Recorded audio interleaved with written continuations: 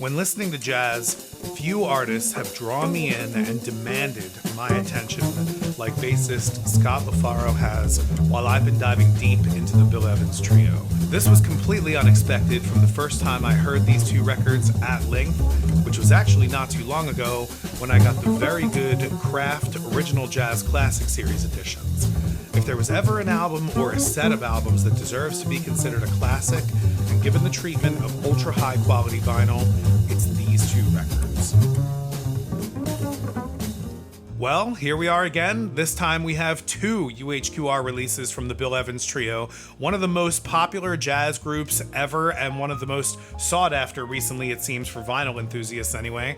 I feel like there's a lot to be said about these, from UHQRs themselves to the artists here, and should this even be a UHQR? Also, you probably have seen other versions of these out there, and we're going to talk about those and some comparisons that I've done with them, and which of these you should consider, and if UHQRs are even right for you, which is a big thing with these, and specifically this choice of artists and albums as well. I feel like there's a lot to be said here, so let's say it.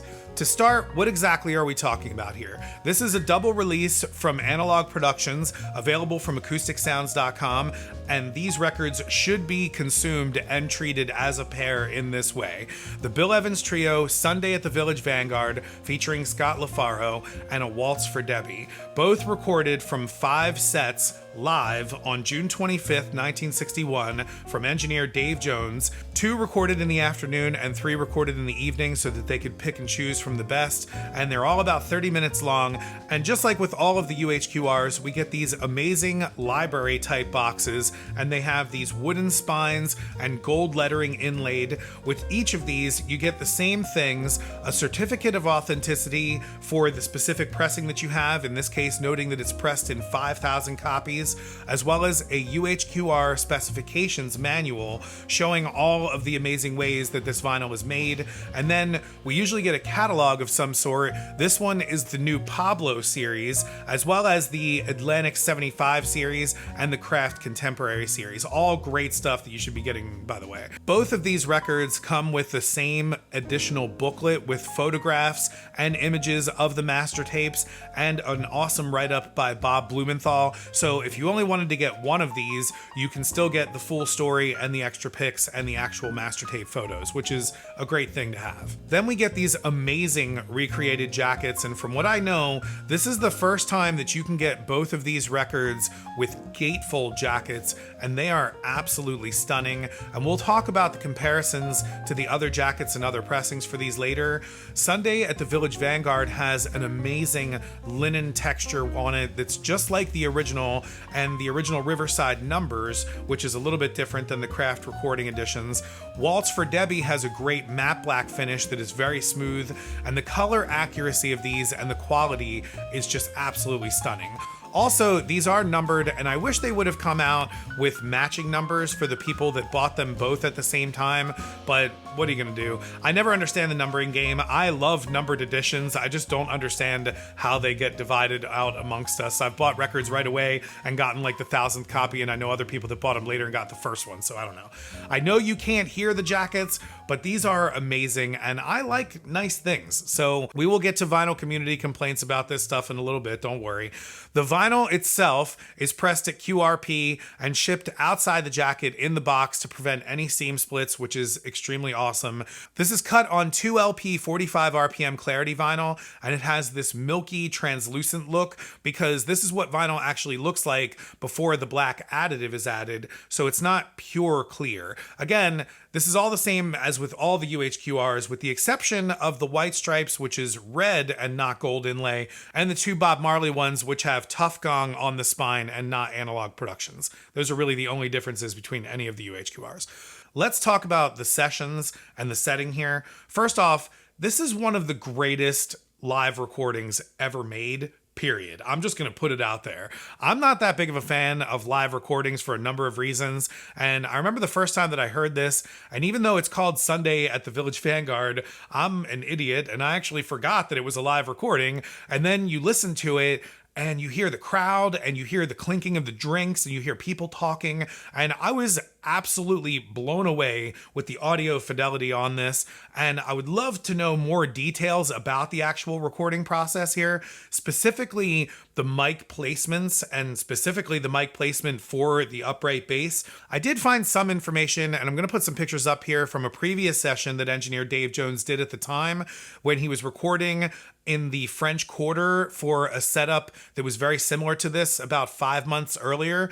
The equipment here is apparently an Ampex 350-1 full track, an Ampex 351-2 two track, and an Ampex MX-35 mixer. Again, this is from 1961, and this quality is absolutely unmatched today. It just goes to show the type of quality and engineering that used to go into audio quality, and that it doesn't need to be the stuff that's modern today to make these amazing, like, iconic recordings. Now, if you're like me and you don't know a lot about Bill Evans and you're just getting started, there is a lot to his catalog.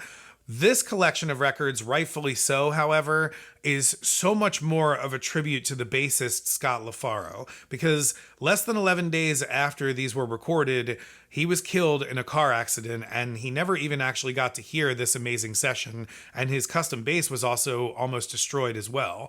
Bill Evans went into a very dark period after this and didn't even play at home for many months, and when you listen to this record and you hear the playing of Scott LaFaro on this, he also composed two of the songs on Sunday at the Village Vanguard, the last two, Gloria's Step and Jade's Vision. I said in the beginning of this video, for me, Scott LaFaro in this session demands my attention whenever I hear it. I watched Felipe's review on this from the Jazz Bums, and I'm going to link to that in the description below, and he's been helping me dive deep into Bill Evans, and he mentioned that Scott LaFaro had a custom-made bass, and like I said, it almost got destroyed in the car accident, and it's actually been preserved by the Bass Preservation Society, but I'm not exactly sure what was custom about the bass that made it much different, but I'm trying to figure that out because there is something about his playing and the tone and the articulation on an upright bass recorded in 1961 in a basement bar that is just unparalleled on these recordings. I've listened to a lot of great bassists, and the way that he plays on these recordings is just so strong and magical. And I'm a drummer, and Paul Motion is on this, and he plays mostly with brushes, which his brush work is just outstanding. And Bill Evans is obviously on this as well, but it just goes to show you how great of a performer and performances Scott LaFaro did with this, because for me in any ways, I feel like this feels like more like the Scott LaFaro trio on these sessions. And I want to get more stuff by him, and I have some on the way or some in the works here. So this is not the last time that you're going to hear about this guy on the channel. If you want to hear more about him, definitely subscribe so that you can hear more about him. This is some of the best upright bass solos and playing that I've ever heard. And this group was at its pinnacle at these sessions. They recorded 2 albums before this, but this is really where they actually stepped out and made a huge mark on jazz, and this is one of the most iconic recordings of all time. These UHQR pressings present this music in such an amazing way. I cannot think of a better recording to get the UHQR treatment. The vinyl is absolutely silent, and when you increase the volume with this record, it doesn't seem to get louder. It gets fuller on your stereo system, which is really amazing, and I can crank this on my stereo. Now, for me, this is actually a culmination of a little journey that I've been going on now since almost the start of this year. I got into Bill Evans late last year with the OJC versions of these 2 records, and I was blown away by these sessions, and I really wanted to see if the 45 RPM editions might be that much better, and should I consider dropping $1,000 on that box set. And Felipe, again, who is one of the most awesome people in the vinyl community, probably one of the nicest guys out there, offers out of nowhere to ship me both Waltz for Debby and Village Vanguard 45 RPM editions from his personal box set. And when I got those, the first thing that jumped out to me, literally, versus the OJCs is the bass and the stereo separation on those. The OJCs sound really fantastic, and they hold up really well against those 45 RPM editions. In fact, I would say that I kind of like them a little bit better, but the bass in the 45 RPM editions of both this version and the ones in the box set just has more definition. It almost stands like 2 feet in front of my speakers. I'm not even joking about that. Like, it is a noticeable difference. If I'm standing in front of my speakers, it feels like his bass is just that much closer to me. All of the cuts that we're talking about here and comparing are all done by Kevin Gray, which is really cool that we kind of get to see the same guy treat the same record in different ways.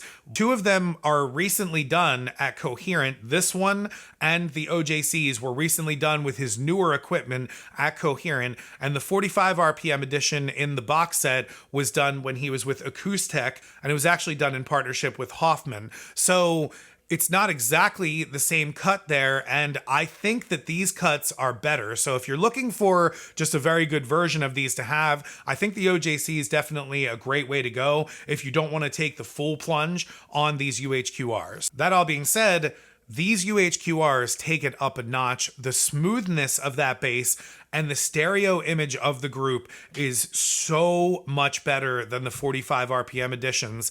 The bass envelops the room anytime it comes in, and the articulation of his playing and the drums, the brushes on the drums with Paul Motion. I read a piece that Bill Evans said that he was very intrigued by Paul Motion because he didn't just keep time.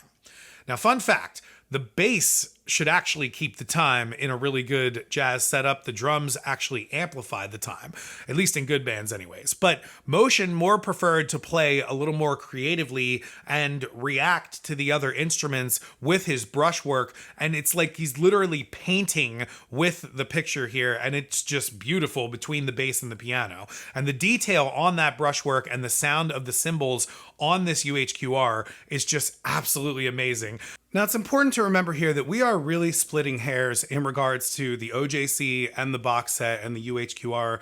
And I think this is very similar to like handling lenses from Sony, Canon, or Leica. Sony and Canon have amazing lenses, and you can do pro work with them and do anything that you need to with. But there is something about Leica glass, and I've seen it. It's in the highlight roll-offs. You have to do what's called pixel peeping in the photography world, where you're like zooming in at 400%. And that's the thing. If you're zooming in at 400%, or if you're examining these records one by one, this is where you're going to hear these differences, but you're not usually going to do that. Most people don't do that kind of stuff. However, that being said, a lot of people say, oh, you're just paying for the Leica name, or you're just paying for the extra money for this UHQR. That is absolutely not the case. Leica does have a certain look to it and a certain feel to it that when you pay for that glass, you are getting what you pay for. And I think the same thing is to be said here with these UHQR records.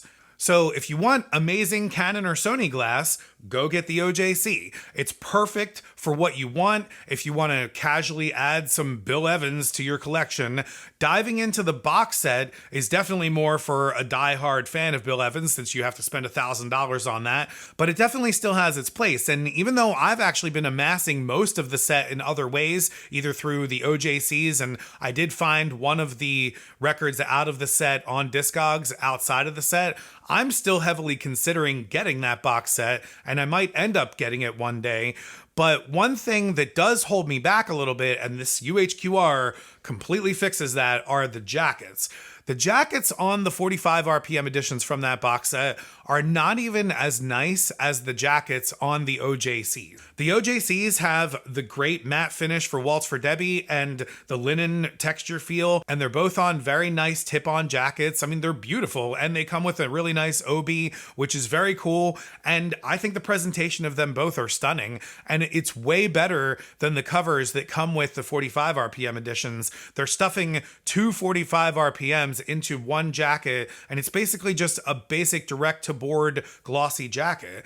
It's not bad. It's good. It's not horrible, but it wasn't what I was expecting to see when I got the one outside of the box set off of Discogs, or the 2 that I got from Felipe. I thought they'd be better. I've also heard from a lot of people that in that box set, they're very prone to seam splits as well. So having these 2 as UHQR options now is just awesome. And then also, if you wanted to know if you could get those 45 RPM editions outside of the entire box set, you can.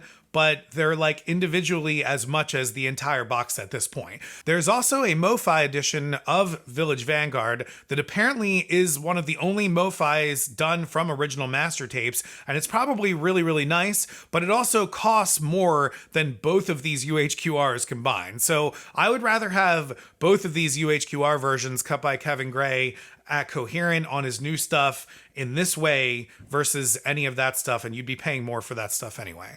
Now let's talk about the choice of these records for UHQRs. I see a lot of people throw hate at these on almost every release, and I think that some people miss the point on these UHQR selections. First off, there are so many variables out there today to getting a record pressed, especially now that we're in a revival and artists and labels actually want to make records again. So it's not just as easy as pulling Led Zeppelin 2 master tapes off the shelf and making it a UHQR. That is just the first part of the puzzle. Jimmy Page is literally standing in the way on that one. Then you have the added layer of this is supposed to be audiophile pressings. So right there, it would probably preclude the recording itself to be really, really good in order for it to shine on UHQR. If you go back and look at the older UHQR catalog that was first done in the 80s with MoFi, they had classical selections in there along with the Beatles and Pink Floyd, but they also had Traffic. So that tells me that there is and was a large balancing game of putting something like these out, something that will sell but also make the medium shine, should probably be iconic or classic in some way. And then there is one more huge variable that all people seem to focus on directly, but they don't really seem to get, and that is Chad Kasem and what he likes, since this is his thing. He's going to release what he thinks should be on UHQR, and some people might disagree with him, which is totally fine. But ultimately, it doesn't matter unless you go open up your own UHQR plant. I'm not the type of person to go and complain about things that are invented or created by other people. Chad went back and found the machines and the formula and all that goes into making UHQR records, and he can choose to make them brown with wooden spines that are huge and choose whatever artists he wants. And I won't buy all of them since I don't like all of these choices, and that is totally fine. But if you do like Bill Evans, like I do, and you don't have much of his vinyl, like I didn't, and you have not heard Sunday at the Village Vanguard or Waltz for Debby 4 million times, like I have not, this is a treasure. You are getting one of the greatest recordings of all time in one of the best possible presentations for vinyl out there. It's a no-brainer, as is the case with Kind of Blue or A Love Supreme or Can't Buy a Thrill or Elephant. You don't need to have every one of those records, but if you do, they are awesome. If you have the OJC and you are not that into Bill Evans, you are just fine. I personally want to pay tribute to Scott LaFaro. I want his bass to be heard in the best possible recreation that it can, because he never got to hear it. So this is, in my opinion, a tribute to him. I thank Chad and the team at Analog Productions for this, and I hope that they continue to make this library vast and extensive, and I welcome classical additions to it as well. I've on more than one occasion considered the Planets UHQR from the 1980s. I would absolutely love to hear that in this new formula. So let's hear some classical stuff on UHQR. Quality control is something that I do have to point out, however. I did have to send out for a new Waltz for Debby, both copies, and a new disc 1 of Village Vanguard. And that's because there was a bad scratch that made 3 horrible clicks on Waltz for Debby that was repeatable, and it was during a bass solo, so it was not cool at all. And then there was a slight warp on Village Vanguard disc 1, which was not huge, but these should be perfect. And I hold Chad and his team to that. And if you've ever considered a UHQR before, know this. They are usually perfect. I have many of them. My Coltrane ballads, my Can't Buy a Thrill, both of my Bob Marleys, they have all arrived completely flawless. But I have also had to send some back, and you have to destroy the records when you do this. Ooh! Oh, God! I don't believe it.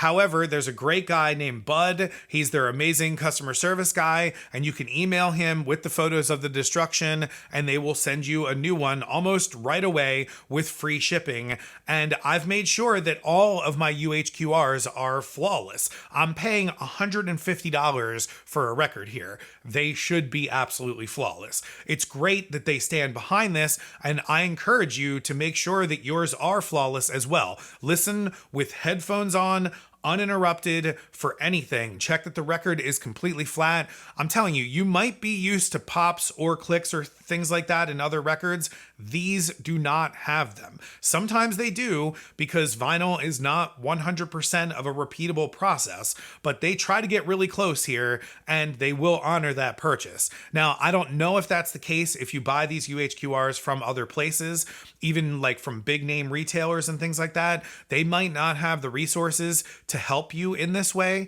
So just be aware of this. I'm glad to be getting flawless copies, and I will continue to get these directly from Acoustic Sounds. Okay, so if you want the Leica of vinyl records, go buy the UHQR for Sunday at the Village Vanguard or Waltz for Debby. If you want to see other cool videos about vinyl, click on one of these and share them with your friends. I'm going to go listen to the Bill Evans Trio on UHQR, and I will see you on the next one.